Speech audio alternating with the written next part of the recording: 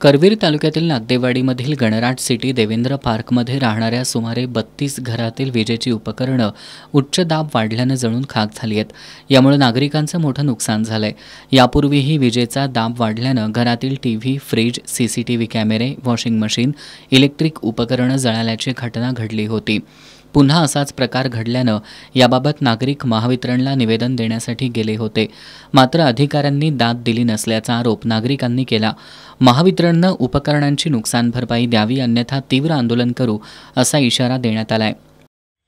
आमच्या कॉलनीत उच्च दाबाच्या विद्युत उपकरणे जळलेले आहेत।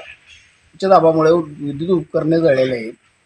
त्यामध्ये TV, fridge, washing machine, TV, CCTV कॅमेरे, बल्ब, लॅपटॉप इत्यादींचं बऱ्याच जणांचं नुकसान झालेलं आहे। MSEB वाल्याला आम्ही निवेदन द्यायला गेल्यानंतर त्यांनी आज या उद्या या असं करून उडवाउडवीची उत्तरं देतात। तरी ह्या सर्वांचं नुकसान भरपाई किंवा याच्यावर काहीतरी तोडगा काढून याच्या अगोदर 1-2 वेळा झालेलं आहे, असं हे तिसऱ्यांदा झालेलं आहे। यांना निवेदन देऊन पण स्वीकारत नाहीत, तरी याच्यावर काहीतरी तोडगा निघून यांची नुकसान भरपाई मिळावी। महावितरण दुर्लक्ष करत असल्यानं नागरिकांमध्ये संतापाची लाट उसळली असून अजून किती वेळा असे प्रकार घडल्यानंतर महावितरणला जाग येणार असा सवाल ग्रामस्थांनी केलाय।